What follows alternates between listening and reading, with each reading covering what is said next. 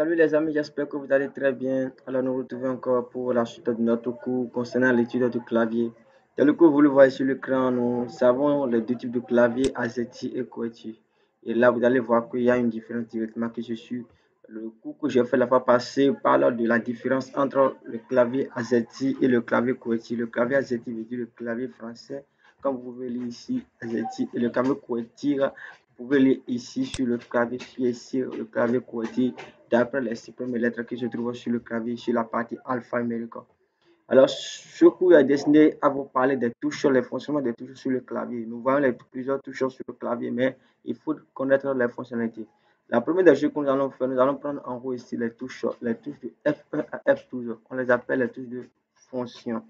Ces touches sont utilisées dans le domaine de la maintenance. C'est-à-dire que si un maintenancier vient pour travailler, pour aller dans les paramètres du système, il est obligé de passer par, d'utiliser cette touche pour pouvoir le faire.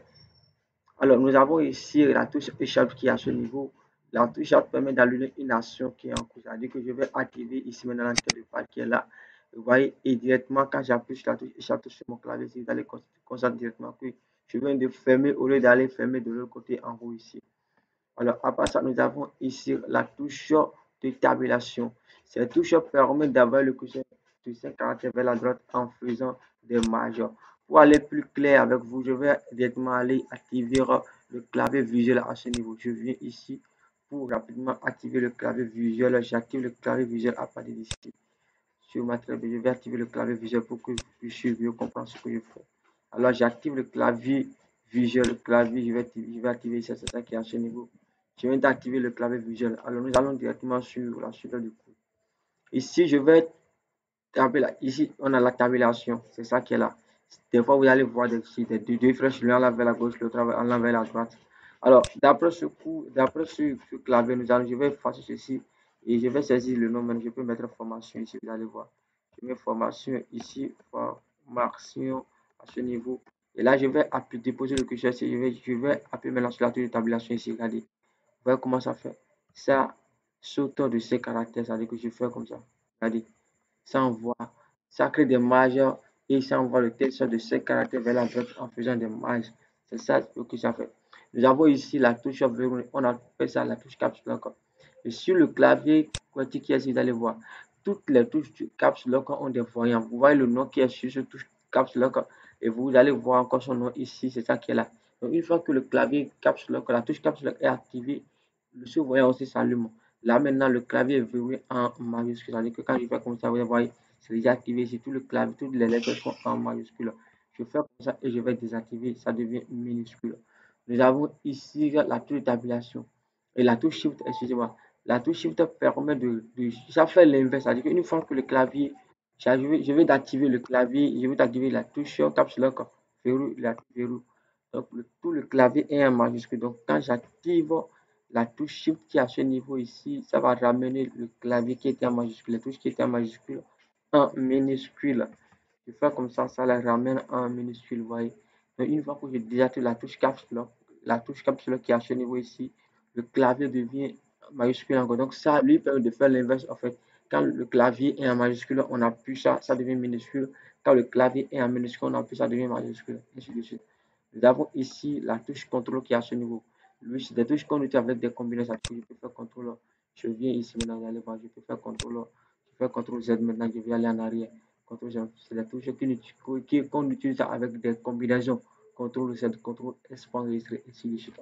Nous avons la touche Windows qui est à ce niveau ici, cette touche Windows. Quand j'appuie sur la touche de Windows, vous allez voir que ça va afficher le bouton démarrer qui est à ce niveau. Donc, quand je vais faire apparaître maintenant cette touche-ci, je vais appuyer, vous allez voir. J'appuie sur la touche Windows, ça va activer ceci. Ça va activer, je vois, ça vient de l'activer, c'est comme ça. Nous avons aussi la touche Alt. La touche Alt, quand on active ça dans Word, ça permet, lui aussi à sa combinaison, on peut faire Alt plus F4 qui va permettre de fermer les fenêtres qui sont ouvertes. Dans le cas contraire, quand on appuie ça dans Word, vous allez voir que ça va afficher certains lettres de raccourci dans Word. Nous avons ici, je l'active, c'est ça. Nous avons ici le bas d'espacement. Lui permet de donner des espaces entre les caractères. Quand je fais la saisie, c'est sur ça qu'on appuie pour pouvoir donner des espaces entre les caractères. Nous avons ici la touche Alt qui permet d'utiliser les troisièmes les troisièmes caractères sur les touches. Parce qu'il y a des touches à 2 caractères, un seul caractère à 2 caractères, il y a des touches à 3 caractères. Et beaucoup de personnes ne savent pas comment utiliser les troisième caractères. Ils voient, mais ils ne savent pas comment utiliser. Donc, à ce niveau, quand vous allez appuyer ici maintenant des touches à 3 caractères, vous allez voir que vous pouvez utiliser des touches à 3 caractères. Supposons maintenant si je viens sur le clavier qui est ici à ce niveau, vous voyez, je vais venir un peu ici. Ici maintenant, je vais voir les touches. Ici, j'ai des touches à 3 caractères, touches à 3 caractères à ce niveau, à 3 caractères, ainsi de suite. Vous voyez un peu, donc ça va me permettre d'utiliser avec la touche algérienne que je vais utiliser. Je prends ça pour pouvoir utiliser les touches à 3 caractères et à 3 caractères. Ici, nous avons à ce niveau, nous avons ici à ce niveau la touche contrôle qui fait la même chose. Ici, nous avons le bloc de direction. Nous avons la touche d'entrée d'abord. On va finir avec sur le pavé alphanumérique. Nous avons ici la touche d'entrée qui permet de valider, permet aussi d'aller à la ligne. C'est-à-dire quand je viens ici, maintenant j'écris, je vais à la ligne, je tape, maintenant je peux aller à la ligne avec la touche dans la touche d'entrée, soit la touche de validation, on le dit souvent. Ici, la touche backspace qui permet de supprimer les touches qui viennent avant le curseur. C'est-à-dire que quand je vais activer maintenant, je vais activer le clavier visuel à ce niveau. Vous voyez un peu. Si je viens ici maintenant, utilisons d'abord la touche d'entrée, regardez, ça va me permettre d'aller à la ligne. Maintenant, je dépose le curseur ici, regardez. Je vais supprimer tout ce qui vient avant le curseur. Je permet de supprimer tout ce qui vient avant le curseur. Là, c'est la touche Caps Lock et la touche Backspace. C'est ça qui est à ce niveau ici aussi. À part ça, nous venons de terminer comme ça la partie alphanumérique de notre clavier. C'est la partie la plus grande du clavier. Donc, vous devez constater aussi que quand on active le caps lock aussi, directement, il y a les chiffres qu'on peut utiliser. Parce que la touche pavé alphanumérique, c'est lui qui rassemble des lettres et des chiffres. Donc, vous pouvez rencontrer certains claviers qui ont seulement ceci alphanumérique et ils n'ont pas ce qui est ici à ce niveau. Ils n'ont pas ceci, ils ont ceci. Vous pouvez utiliser si vous suivez bien ce cours et les explications que je donne. Ça serait très facile pour vous de les utiliser. Nous avons ici le bloc de direction qui va nous permettre d'aller de haut en bas, ainsi de suite et de droite, côté gauche, droite, en haut vers le bas. Nous avons ici le pavé numérique. Et cette partie de notre cours, c'est-à-dire que ça permet de faire les calculs, ainsi de suite. Maintenant, nous allons constater qu'il y a aussi des touches à 2 caractères à ce niveau. Donc, nous devons veiller à ça. Comment utiliser ces touches?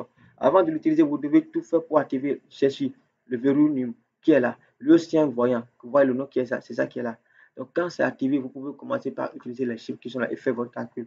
Quand ce n'est pas activé, vous devez savoir que ça va utiliser le deuxième caractère, je peux dire encore les deuxièmes caractères qui sont en bas. C'est-à-dire que ceci maintenant, le 5, le 2, le 6 et le 8 deviennent des touches de bloc de direction. Or que ce sont des chiffres. Si le pavé numérique est activé, donc ce sont des chiffres, mais si c'est désactivé, ça devient en même temps un bloc de direction, ainsi de suite. Donc, vous voyez un peu ici, ce sont des touches. On peut utiliser maintenant imprimer écran qui va nous permettre d'imprimer, de faire une capture d'écran et ainsi de suite. Donc, voilà un peu ce qu'on peut dire par rapport au clavier, comment utiliser le clavier alphanumérique, peu importe. Et pour ceux qui n'ont pas encore suivi le cours que j'avais fait, allez sur ça, vous allez voir la différence entre les deux types de clavier. Donc, voilà un peu ce qu'on peut dire par rapport au clavier, comment utiliser son fonctionnalité. Et ici, ce sont les deux types de clavier qu'on utilise souvent. Vous voyez un peu. Donc, une fois que je vais vous expliquer un peu, une fois que j'active ceci, par exemple, maintenant, si j'active le caps lock, ici, vous allez pouvoir, si j'active le caps lock, vous allez voir. Que tout ce qui est allumé, vous allez voir, savoir que c'est ça qu'on peut utiliser. Quand je vais désactiver, regardez, je désactive, allez voir qu'on ne peut plus utiliser. Donc, si je veux, par exemple, maintenant, je vais utiliser le point. Regardez, on voit bien, j'active ceci maintenant. Le point est ici, c'est ça qui est à ce niveau. Donc, ce qui veut dire que le point est activé. Donc, quand je vais appuyer maintenant, le point viendra à sa place. Je dépose le curseur ici. J'appuie sur le point, regardez. Vous voyez ça, c'est venu. Mais quand il va désactiver maintenant, regardez, ça devient point. Là où il y a point, parce que c'est une touche à 2 caractères, il y a point virgule à ce niveau. Donc c'est comme ça que vous pouvez arriver à détecter comment utiliser le clavier et ainsi de suite. Et quand vous allez voir, vous allez essayer plusieurs fois et vous entendez. C'est très facile à maîtriser parce que si vous ne maîtrisez pas le clavier, vous faites l'informatisation, c'est difficile pour vous. Donc voilà un peu ce qu'on peut dire par rapport au clavier. Et merci beaucoup. Si c'est pour la première fois, vous venez de suivre mon cours. Je vous prie de vous abonner. Et pour terminer, pour vous donner une bonus, je vais vous montrer ce touche. On appelle ça le menu contextuel. Au lieu de faire clic droit et ça va s'afficher. Parce que quand on fait le clic droit dans le menu contextuel, vous pouvez cliquer ici. Là, vous voyez ça, c'est ça qu'on appelle le menu contextuel. C'est ça, c'est sur le clavier. Donc, c'est des choses que beaucoup de personnes ignorent. Cette touche, c'est quelque chose que beaucoup de personnes ignorent. C'est ça qui est à ce niveau. C'est le signe qui est là. Voyez un peu, donc quand je dépose le cliché ici maintenant, j'appuie ici maintenant, vous allez voir. Lui, ça va venir. Pour la part des actions concernant là où je suis, après l'emplacement où je suis, la situation dans laquelle je suis actuellement. C'est un peu ça. Donc, c'est un peu ça, comme ça que ça fonctionne un peu. Et pour ceux-là qui ne connaissent pas, je vais vous donner deux astuces concernant les touches de fonction.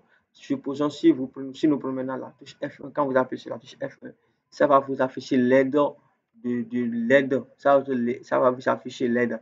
La touche F va vous permettre de modifier le nom d'un document, d'un fichier. Très simple. Si je vais sur mon bureau ici et je sélectionne ce dossier, vous voyez un peu. J'appuie sur la touche F2. Elle va que ça va en même temps prendre le nom, ça a déjà sélectionné le nom du nouveau dossier. Donc de là, je peux modifier. Dans le cas contraire, si je ne veux pas modifier, je laisse. Donc la touche F, telle que j'ai dit maintenant, la touche F permet d'afficher l'aide. Si j'appuie ici maintenant, la touche F, regardez, ça va afficher l'aide de l'emplacement de Word. Si je veux faire des recherches, je peux le faire. Donc, merci beaucoup les amis. Et on se dit à bientôt. Si c'est pour la première fois, je vous prie de vous abonner pour ne pas rater aucun de mes cours que je vais publier dans les temps à venir. Merci beaucoup. Ciao.